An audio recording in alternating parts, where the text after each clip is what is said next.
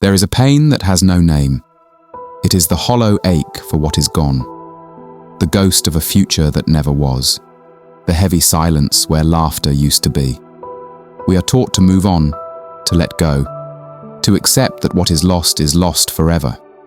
In the economy of the world, loss is a final transaction, a deficit that can never be recovered. But what if I told you that in the economy of heaven, nothing is ever truly lost?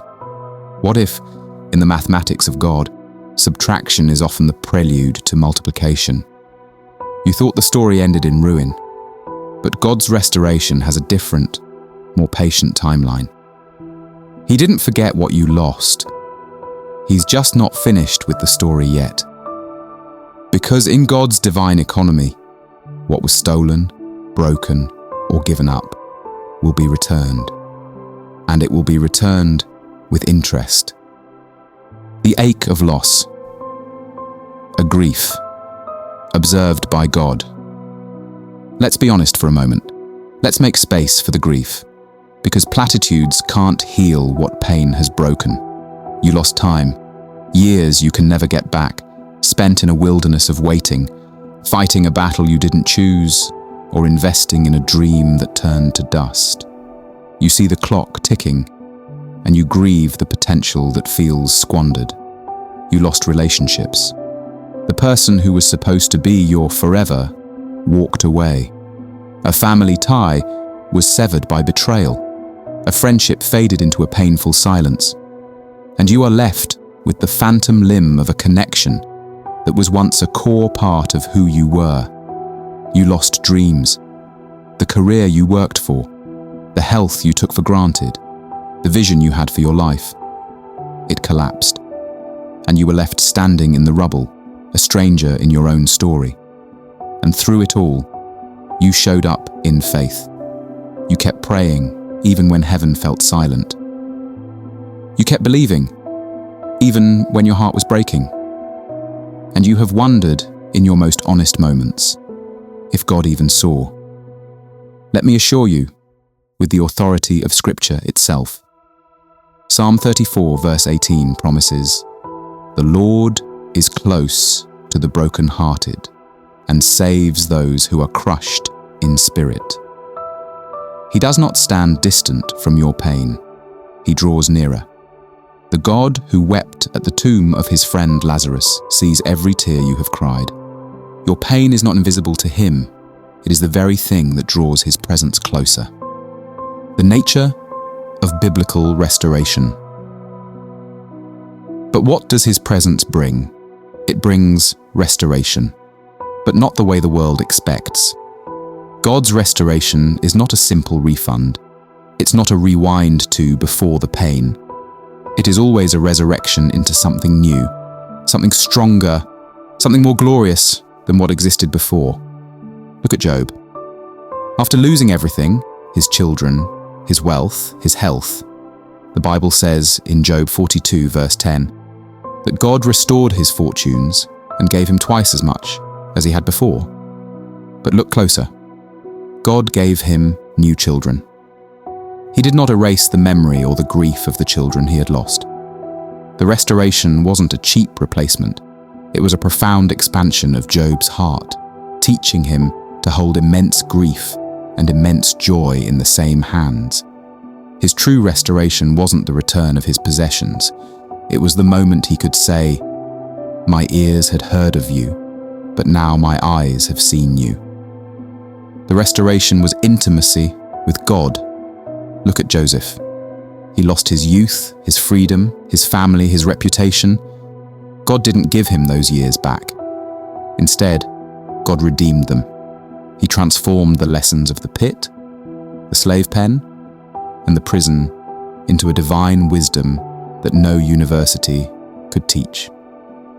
The restoration wasn't sending him back home as a boy. It was raising him up as a ruler who could look his wicked brothers in the eye and say, as recorded in Genesis 50, verse 20, "You intended to harm me, but God intended it for good." The restoration was a complete transformation of his purpose. Look at Naomi from the book of Ruth. She declared, "I went away full, but the Lord has brought me back empty." Her loss was absolute.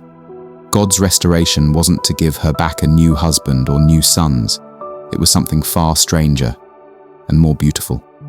Through her faithfulness to Ruth, God wove her story of emptiness into the direct lineage of King David, and ultimately into the lineage of the Messiah, Jesus Christ. Her personal bitter loss was redeemed with an eternal global significance she could never have imagined. God's restoration isn't a rewind. It is a resurrection. The principle of with interest. This is where the divine economy becomes truly breathtaking. God doesn't just restore what was lost. He adds interest. He repays you for the time you thought was wasted. In the book of the prophet Joel, chapter 2, verse 25, God makes this incredible promise: "I will repay you for the years the locusts have eaten." He doesn't just promise a new crop. He promises to repay the years, the time, the hope, the effort that was devoured. How? By giving back a harvest that is richer and more meaningful than the original could ever have been. Because God doesn't just give back what was lost. He gives back what was gained through the loss. This is the divine interest. The loss taught you how to pray with a desperation and intimacy you never knew before. The betrayal taught you the true meaning of grace and forgiveness. The loneliness taught you to depend on God as your only true companion. The weakness taught you where your real strength comes from. What you gained in the fire is part of the restoration package. The compassion, the resilience, the unshakable faith, the profound wisdom. These are the interest payments from heaven. God's interest is not measured in silver, but in a soul made stronger, wiser, and more like his Son. The philosophical rise. In this, a timeless philosophical truth is revealed. In suffering, the heart either hardens and grows bitter, or it breaks open and expands. God uses the pressure of pain not to crush us, but to awaken the sense of eternity he has already placed within us. The loss of something temporary can become the very doorway through which we finally find what is eternal and truly matters most. The philosopher Søren Kierkegaard captured this beautifully when he said, "Life can only be understood backwards, but it must be lived forwards." This is the essence of faith. Faith is the courage to live forwards into an unknown future, trusting the God who already understands the story backwards. It is trusting that the chapter that felt like an ending was, in his hands, just a painful but necessary plot twist. So what you thought was a devastating loss may have, in fact, been a divine realignment. You weren't being emptied to be left desolate.